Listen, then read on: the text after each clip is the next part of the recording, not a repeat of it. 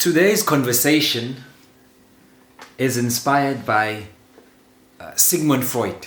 Sigmund Freud is a psychologist who proposed a theory that our behavior, or human behavior, is influenced by previous experiences.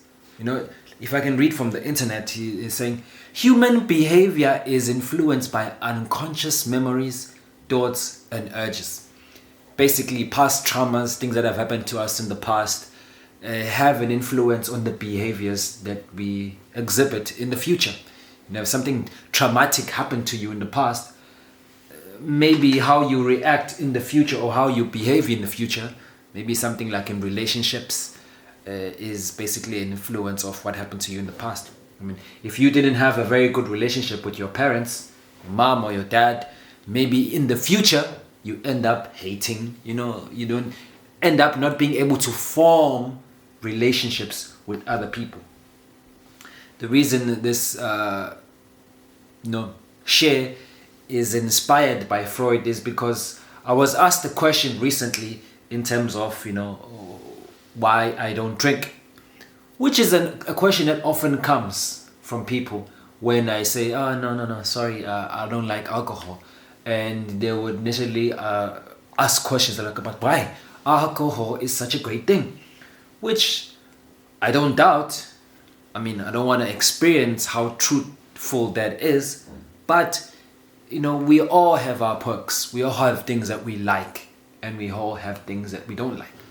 Now, to say that past experience influenced my outlook into drinking alcohol, I'm not entirely sure. I would just say it's a decision that I made as an adult not to do it. But there are some stories that happened that have to do with alcohol. And I'm about to share them today because it's something that happened in my childhood, which who knows, it could have influenced or impacted my decision in drinking later when I was an adult. Now, when I was 10 years old, approximately 10 years old, it might have been younger, it was Christmas Eve. Christmas Eve. You know how it is during Christmas or New Year's in SA, it's wild. It's wild. And it was back in the day. If I'm saying I was 9 to 10 years old, that's a long time ago. I'm going to be turning 33 this year, so that means it must have been a long time ago. That's like 2 decades ago. But when I was at that age, our uncle, which actually wasn't really our uncle, but you know how black people are. Everybody's our uncle or aunt. So our uncle decided that he's going to buy us some booze, to basically initiate us into the drinking of alcohol. He was a heavy drinker, a really heavy drinker. He loved alcohol, but at the same time, he was the uncle with money. So, when you go to him, it's either you're going to get money or some kind of reward for anything. So this day he decided he's going to introduce us to alcohol. Oh my God, we've never drunk before. This is it. I think my brother was about six years old. Me and my brother like 4 years apart. Yeah, he was around 6 years old. I'm bringing him up because he is a huge part of the story in the decision that I made later on during that time. So our uncle decides he's going to buy us booze, and not just any booze, but he's going to buy us Smirnoff 1818. Is it 1818? Yes, I think it's 1818. Yeah, he decided to buy us that type of booze, and not just the small one, but the huge big one. And he bought us a crate of Black Label. He was like, Bashan, ngifuna ngole. And I think there was like 3 or 4 of us. It was me, my little brother, and my friends or my cousin. I'm not sure, but I remember it was like 4 of us. And he put us inside the house, and he had the beer there, and he had the Smirnoff there. Smirnoff is like a spirit alcohol. He had it there, closed the house. He's like, you know, telling us he just wants us to finish everything that he has just bought us. We were excited. We were kids.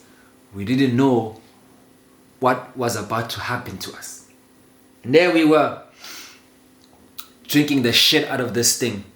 And we drank. He kept telling us to drink more. We drank more. We were excited. He kept telling us to drink more. We drank. Time passed. The booze started kicking in. I don't know how people actually like alcohol, but I don't judge. I don't like judging, but I don't know. I don't know how things happened that day, but I can retell the story according to what people were telling me, since part of it I can't remember. I only remember the end bit, which is where I'm going. But from the telling of people, somewhere around the day, I was naked. And because I liked watching Jackie Chan movies, I was doing a lot of kung fu, and I was chasing people around, pretending that I am Jackie Chan and I am busy trying to kick them or doing spin kicks and all those things. That's most of what I remember being told that I was doing. But during that naked state of mind, there is one instance that I remember that happened, which completely, I believe, made me sober and changed the idea of how I see alcohol. The day was ending. It was around like 4 p.m. or 5 p.m., but it was late. My mom wasn't there the whole day. She was at work, you know. But I remember when I was walking naked in the hood, and because it was raining, I bumped into my mom. She was walking with my stepdad, I think. I saw her, and she saw me naked, walking in the hood, her 10-year-old son. And she looked at me, and I swear to you, I don't know, but I swear to you, even now, that's what I saw. But I saw her crying when she saw me in that state. My mom didn't drink alcohol.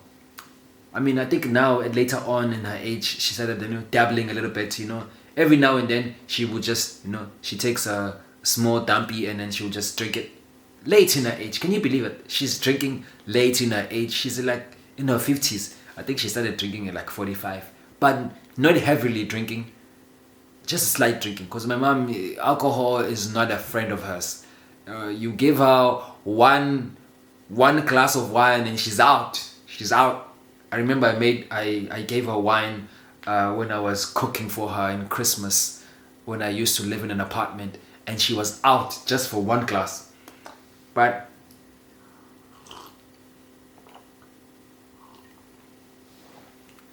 my mom saw me, she looked at me, and then she cried, and she didn't even say anything. She just walked away. And instantly, I think I went sober. It's like the alcohol just vanished from my body. I mean, clearly, I know it didn't, but it's just in that moment, reality hit me. And then the moment she walked home, either I was scared of an ass whooping that I was about to get, or I just felt the guilt of having been drunk as a child, and I followed her at home. And then, of course, she was angry, and she whooped my ass that day. She did, but it was a different type of ass whooping. It was an ass whooping filled with disappointment, almost saying, I can't believe you are my child and you were doing this. Because you know what, I understood. My mom's mom was a heavy drinker, and I don't know, I think that lifestyle kind of affected her in a way, because she didn't want to be around that idea of booze. She hated, even though one of my stepdad was a heavy drinker, which caused a lot of problems, but she just didn't like the idea of alcohol, especially for herself and perhaps for her kids. Anyway, The situation gets worse because my 6-year-old brother, who was also drinking this 1818 spirit with us, was fucked. I mean, when I tell you he was fucked, he was fucked. Can you imagine a 6-year-old that had been drinking Smirnoff? He was...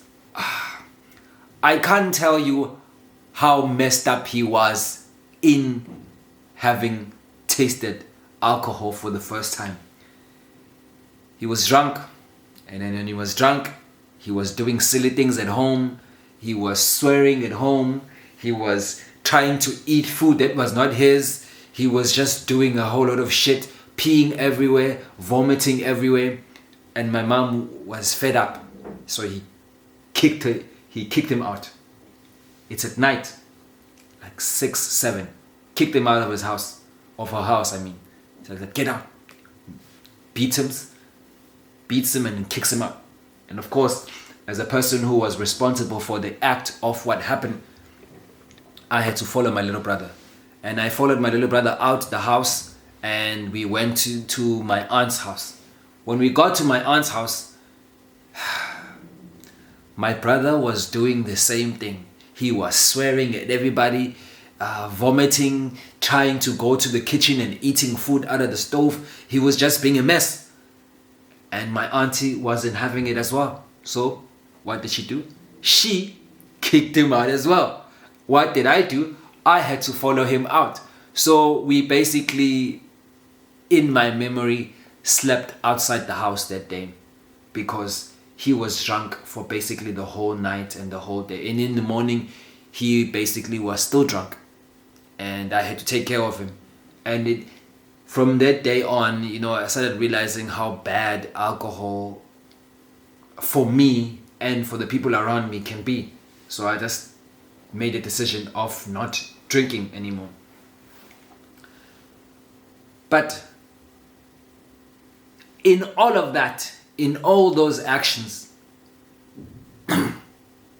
my mom, I might as well add this story because it has alcohol in it as well. My mom, later in the years, started selling booze. I think it was 4 years after that she started the booze business, which she still has. She still sells traditional beer at home right now. It's one thing that I go and I look at the people around and I'm like, my gosh, what's happening? But of course, as I explained in in earlier stories, she kind of explained why she does this. She sees it as a way of creating conversations. These people who are here drinking are people who keep her basically active. And keep her active by making booze, also keep her ears active because she has to listen to stories that they tell.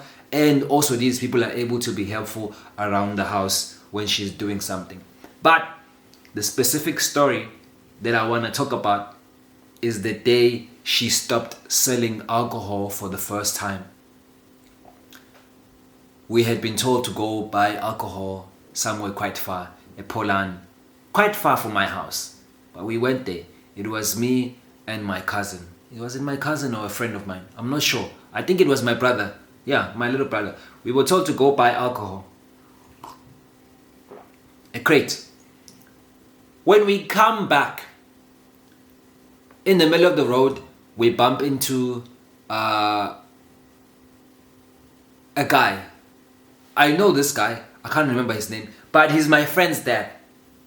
He's a badass. Not a very nice dude in the hood.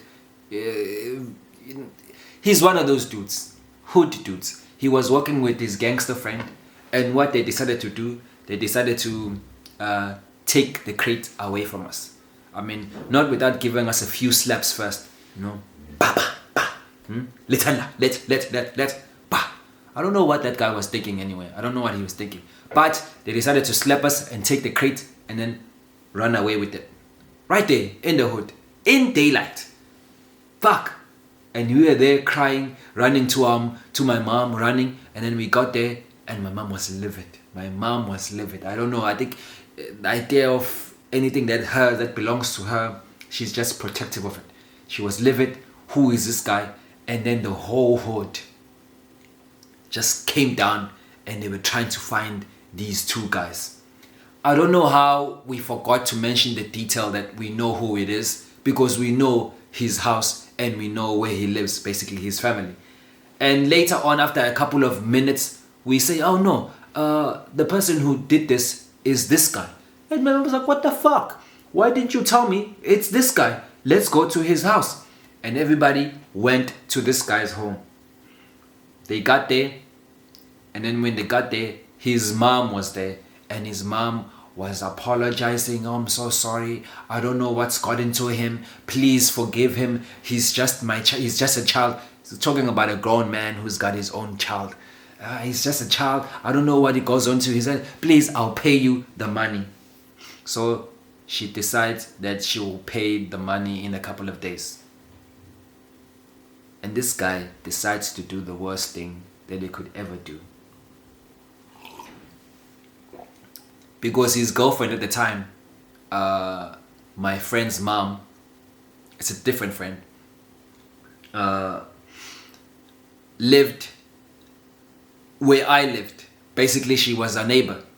This guy decides to come back into the hood.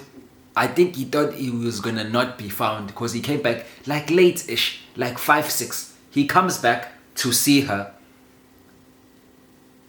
and then he was caught. And when you get caught in the hood, mob justice gets your ass. And there it was. I mean, my family is huge. It's a family full of women, but it's huge. And then when they make noise, they made noise. And then everybody comes out, and then this guy got a beating. And worse than the beating, they took his clothes off.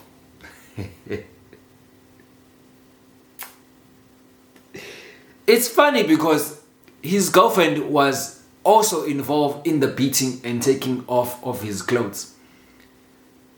They beat him up, take off his clothes, and started laughing at him. I'm there watching. We are all there, the kids watching. I mean, we were most happy, me and my friend, because after the slaps we got, we were happy this was happening to this man. And then they beat him up, him there with his penis running, and then he ran away back to where he lived. I think later on, his mom kind of paid the money that was owed to my mom, because I mean, he was never going to be able to see his child again, come back to the hood, because every time he came there, they were probably going to beat up his ass and do the same thing that they did to him. But yeah, I think with the combination of all those things and all those experiences, as Sigmund Freud would say, ended up creating this idea of me not wanting to get myself involved with alcohol. But in my belief, it's a decision that I just made because I just wanted to make that decision. I mean, alcohol is not for everybody. Some people, they can be able to handle it, other people can't. I'm just also afraid that perhaps I might not be that strong enough to handle alcohol. And of course, alcohol requires finance. I don't want to be wasting my finance on booze where I could be wasting it on something else that I am into. Other than that, it is what it is. So today's story, as inspired by Sigmund Freud, the moral behind the story is our past experiences do have an influence on our future. Sometimes good or sometimes bad. It's both good and bad. It's just that you have to decide how exactly you navigate in using that past experience in your future. Thank you for listening. I appreciate and love every moment you spend and every minute you spend listening to me tell you my stories.